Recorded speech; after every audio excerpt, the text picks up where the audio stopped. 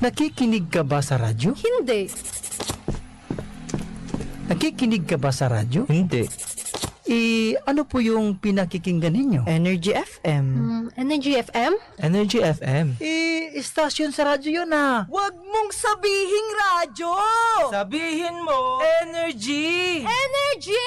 Energy! 106.7 Energy FM.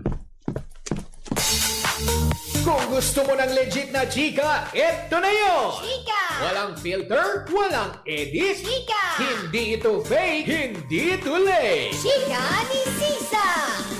Lahat ng ganap sa showbiz pag-uusapan natin dito. May nag-break, may nagkabalikan. Tara at pag-usapan! Kung ano man ang chika, alam na ni Sisa. Ito ang Chika ni Sisa.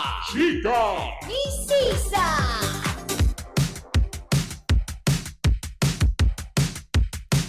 Isang magandang hapon pa rin po Metro and Mega Manila sa mga kabubukas pa lamang na kanilang mga radyo. Ako po si Kapitana Sisa at eto na ang Chika ni Sisa. Hello po. Magandang hapon po sa inyong lahat. Kay Ami Espiritu, ayan, magandang hapon dyan sa may Valenzuela City Central Kitchen. Hello po sa inyong lahat. Magandang hapon. At syempre, pahuhuli ba naman ang mga taga-RC Cola, Pampanga? Lalong-lalo na kay Carlo Padua. Isang magandang hapon sa inyong lahat dyan. Diba? Ano masarap sa Pampanga? Diba? Yung tosino, ganon. Hoy, hindi tosino! Ano, nakakaloka? Tosino talaga yung naaalala. Pero yun na nga, Pampanga's best kasi yun. Uy, bayaran nyo po yun, ha? Mag-place kayo sa amin. Pero yun na nga, hello po sa inyong lahat dyan, sa mga taga Pampanga. May masarap na tinapay dyan if I'm not mistaken, hindi ba? Yung dinadayo talaga ng bongga. Yung Spanish bread ba yun? If I'm not mistaken. Wow, lagi ka na lang if I'm not mistaken. Ano na lang? Diba? Tama ba ako doon? Yung Spanish bread ba yan? Yung dinadayo talaga na masarap dyan. Diba? Na ng bonggang-bongga. Anyways, nako eto na. Tumunga na tayo sa ating second Chika! Nako eto na, mainit na pinag-uusapan pa din. Habang ako ay nasa Baguio ay talaga napalaki na pa. Talagang napaganyan ako. At napakanta ako ng tinitigang ko. Nilapitan ko. Sabay kumanta ako ng hawak ko ang brief, hawak ko ang brief. O hindi lalaki yung tinitigan ko. Nakakalo. Yung balita. Ayan, ang mga taga-Asia Wide Refreshment, diba? Diyan sa may Banawe nakikinig. Ayaw din patalo ng mga taga-RC Cola Main. Diba? Na nakakaloka. Binati lang yung RC Cola Pampanga eh. Baka naman, diba? Baka naman pwede kayo magpadala ng lemon soda ba yun? Hindi sa inyo yun. Juicy lemon. Yun. Di ba na nakakaloka? Pero ito na nga, as in talagang napahinto talaga ako eh. Kaya tuloy may post ako sa gitna ng Session Road. Kasi meron itong pinag-uusapan ngayon na para bang, teka sandali, wait. Kasi di ba parang last year, and maugong ang balita na sinasabi na wala na daw si Sue Ramirez and Dominic Roque. Kaya noong December, di ba, may i-post sila ng mga keme-root, na mga picture, togetherness. Parang ngayon naman, di ba, habang ako nasa Baguio, talagang inalam talaga natin ang katotohanan na bakit magkasama si Rico Blanco at Sue Ramirez. At, 'di ba? sa driving din, ang kanilang sweet moments. Ano ito? May kapalit na ba si Maris Racal na nakakaloka to the highest level, 'di ba? Kasi sa post sa mismong Facebook page ni Sue Ramirez at Rico Blanco, ayan parang may driving session na naggaganap at sweet moments. Di ba parang sabi tuloy ng ilan, hindi ba dyan nagsimula si Maris Racal tsaka siya during pandemic na nagda-drive? So, ibig mo sabihin nito, may katotohanan kaya ang balita na wala na sila ni Dom? Well, kung totoo man yan, may chance na tayo mga bakla! Matutuwa si Senyora, 'di ba? Pero nung ating mapag-alaman at tayo nagtanong-tanong, hindi ba? Sabi niya, Kapitana, pwede po bang tumawag sa line niyo? Si Kevin Villanueva po ito. May announce lang po ako. Ay, hindi ako tumatanggap ng Wala akong caller segment B. 'Di ba? Russell Vargas, eto na nga.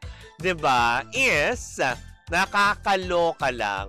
Napag-alaman natin mula sa ating mga chismosang kapitbahay na totoo na magkasama si Sue Ramirez at si Rico Blanco. Oo, kumbaga they are together. Pero not in a relationship. Di ba kinaklaro natin dahil may gagawin pala silang project, if I'm not mistaken, under Regal Films na may title na Project B. Tama ba ako? 'Di ba? Tama, 'di ba? O yan, may thumbs up. May ginagagawin silang project ni Sue Ramirez, kaya wag na kayo umasa ulit kay Papa Doms, 'di ba? Dahil hindi sila hiwalay, 'di ba? Sayang naman. Charot, M. Nanginayang ako. Hoy! Grabe ka bakla. Maging masaya tayo sa kanila. Pero yun na nga, kasi halos nabigyan ng iba't ibang kulay Nung mag-post si Sue Ramirez, mag-post si Rico Blanco patungkol nga dito, na parang, teka sandali, bakit magkasama sila? Kaya all over the Saturday and kahapon, di ba, all over social media sila na, bakit? Pinalitan na talaga. Parang wala na ba si Dom? Parang ang dami mga netizen na concern kay Dom, hindi ba? Parang, di ba, may makipaghiwalay sa'yo. Ang dami kaagad na magboboluntaryo. Dominic, Roque, di ba?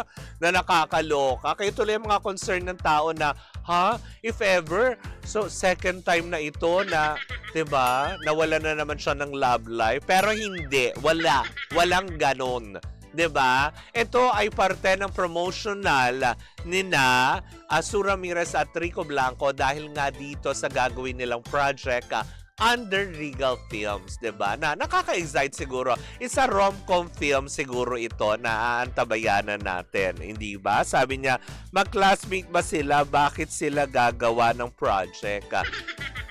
Hay nako, Jeff Tad Oliveros, 'di ba?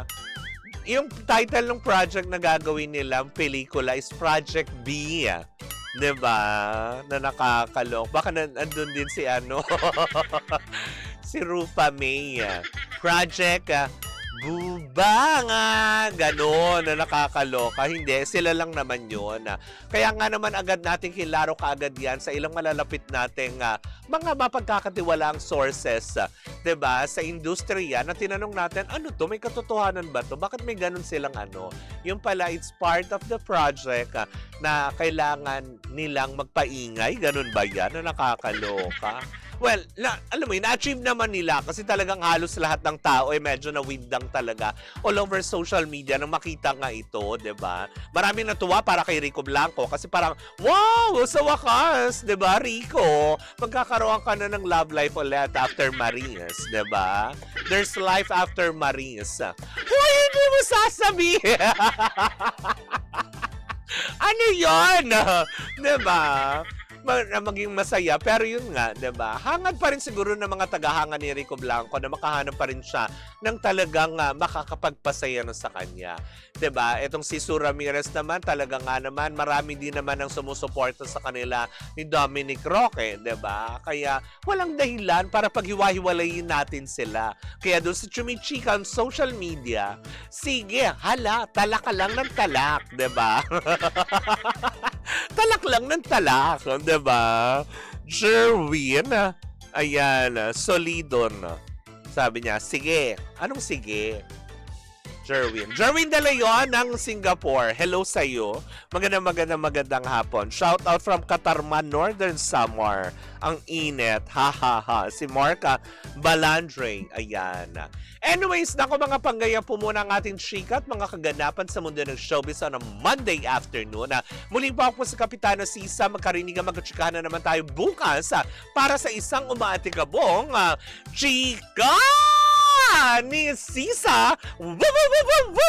Dito po lamang yan sa number 106.7 Energy FM.